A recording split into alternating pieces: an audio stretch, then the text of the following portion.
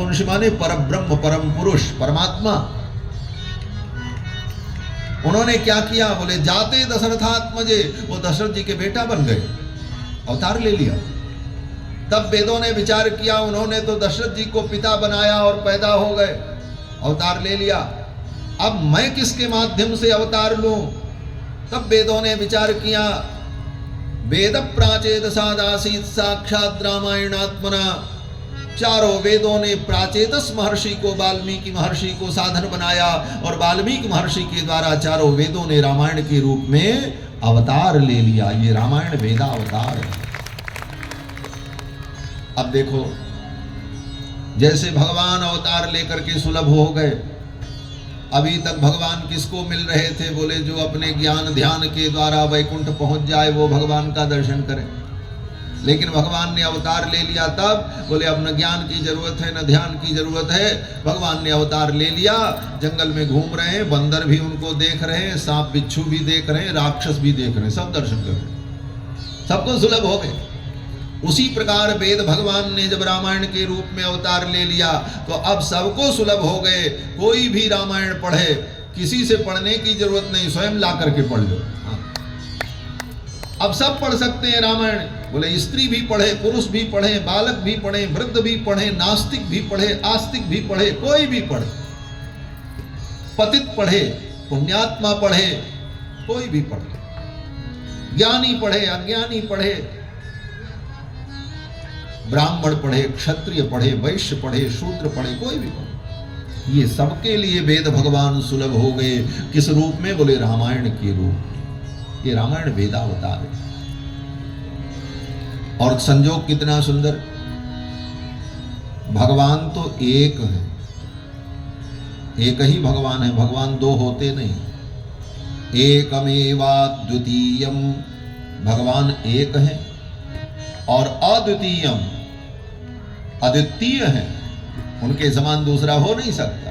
एकमेवाद्वितीयम न तस्य प्रतिमा अस्ति, भगवान के समान कोई नहीं है। न तस्य प्रतिमा अस्ति, वेद के इसी मंत्र के अंश को लेकर के आर्य समाजियों को भ्रम हो गया। क्या भ्रम हो गया? बोले वेद में लिखा है न तस्य प्रतिमा अस्ति, उसकी कोई प्रतिमा नहीं, इसलिए मूर्ति पूजा बंद करो। आर्य समाजियों की बुद्धि में यही भ्रम पैदा हुआ।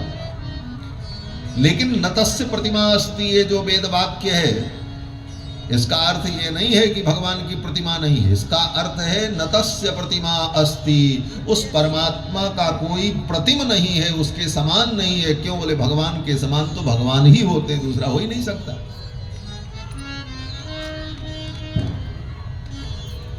तो भगवान तो एक है, निस्संदेह। दो भगवान कभी हो नहीं सकते और होते नहीं। बहुत से लोग, अन्य पंथ के लोग कहते हैं महाराज हिंदू धर्म में तो इतने भगवान हैं, कितने भगवान की हम पूजा करते चले। बोले भगवान तो एक ही है, हमारे यहाँ भी 2, 10, 20, 50 नहीं होते, भगवान एक ही। बोले तो इतना जो कहा जाता, बोले वो भगवान का रूप है, भगवान तो एक है। एक व्यक्ति के अनेक रूप हो सकते हैं और एक ही जीवन में हमारा आपका कितना रूप होता है। एक व्यक्ति अगर वो नौकरी पेशे में है और मान लो थोड़ी देर के लिए वो पुलिस विभाग में नौकरी करता है, तो जितनी देर वो अपने ड्यूटी पर है उस समय तो वो पुलिस के रूप में उसका वो वेश है। उस समय उसकी वाणी और उसके व्यवहार का स्वरूप दूसरा है। और वही व्यक्ति धन के लिए, पैसा के लिए खाली समय में दूसरा भी काम कर रहा है। क्या? बोले बच्चों को ट्यूशन भी पढ़ा रहा है, आने के बाद ड्यूटी से 1 घंटे दूसरा भी काम करता है। तो जितने देर वो बच्चों को पढ़ा रहा है उस समय उसकी वाणी और उसका व्यवहार, उसका स्वरूप दूसरा। फिर घर में आने के बाद अपने घर के परिजनों के साथ उसका व्यवहार दूसरा।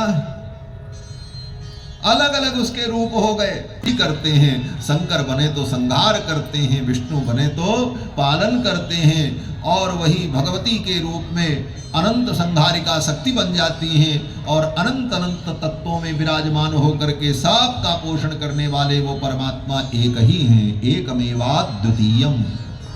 एक ही तत्व अनेक रूपों में प्रतिष्ठित है। भगवान एक निस्संदेह, लेकिन वही एक भगवान अयोध्या में 4 रूपों में प्रकट हो। भगवान एक हैं लेकिन उनके रूप 4 हो गए। कौन कौन? बोले राम, लक्ष्मण, भरत, शत्रुघ्न। वाल्मीकि जी लिखते हैं, कृत्वात्मानं चतुर्विधम, कृत्वात्मानं चतुर्विधम।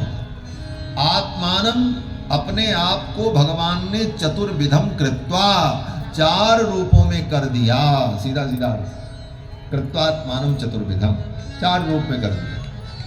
अब बोले एक भगवान 4 रूपों में हो गए हैं, चारों भगवान है, तो हम चारों वेद मिलकर के एक रूप में प्रकट हो जाएं और रामायण के रूप में वेद प्रकट हो। ये रामायण वेदावतार है। वेद प्राचेत सादासीत साक्षात रामायणात्मना, और वाल्मीकि महर्षि के द्वारा चारों वेदों ने रामायण के रूप में अवतार लिए, और रामायण ये वेद के तुल्य, वेद के समान है। 4 वेद पढ़ने और सुनने का जो फल है वही फल रामायण सुनने और पढ़ने का। जैसे वैकुंठ में बैठे हुए भगवान के दर्शन का जो फल है वही फल भगवान अवतार लेकर के इस धरती पे आ जाएं तो उनके दर्शन का भी वही फल है, क्योंकि भगवान तो वही, बल्कि वहां दर्शन कठिन था, यहां सुलभ हो गया। उसी प्रकार चारों वेदों को कठिनता से पढ़ करके समझ करके जो फल प्राप्त होगा वही फल रामायण सुन करके समझ करके प्राप्त हो जाएगा, क्योंकि वही वेद रामायण के रूप। अब इस रामायण का महर्षि वाल्मीकि ने जब लेखन किया तो पहले नारद जी का आगमन होता है, और नारद जी के द्वारा वाल्मीकि जी, कोई संत महापुरुष, उनके चरणों में आप स्वयं चल करके जाओ तो ये आपके पुण्य का फल है। पुण्य पुंज बिनु मिलहि न संता। अगर किसी संत महापुरुष के पास आप स्वयं चल करके जाते हैं, आपको पता चला संत आए हैं, चलो दर्शन करें, और आप गए, समय मांगा, प्रतीक्षा की, समय मिला, आप मिले, दर्शन किए, आपका पुण्य उदय हो गया। आपके पुण्य का फल था, आपको दर्शन मिला। पुण्य पुंज बिन मिलहि न संता। और फिर गोस्वामी जी कहते हैं कि राम कृपा बिनु सुलभ न सोई, बिनु सत्संग विवेक न होई, और राम कृपा बिनु सुलभ न सोई। संतों का संग कब मिलेगा? कहते हैं जब राम जी की कृपा होगी। बोले तो राम जी की कृपा से जो संतों का संग मिलेगा उसका रूप क्या है? तो आचार्यों ने कहा, आपने सोचा नहीं, आपने विचारा नहीं, आपने प्रयास नहीं किया, लेकिन संत स्वयं चल करके अचानक आपके सन्निकट पहुंच गए और आपको उनका दर्शन प्राप्त हो गया। ये भगवान की कृपा का फल। आपने प्रयास करके संत के चरण में पहुंच करके दर्शन किया, ये आपके पुण्य का फल है। और बिना कुछ किए संत स्वयं आकर के आपको दर्शन दे दें, आपके पास पहुंच जाएं, तो ये भगवान की कृपा का फल।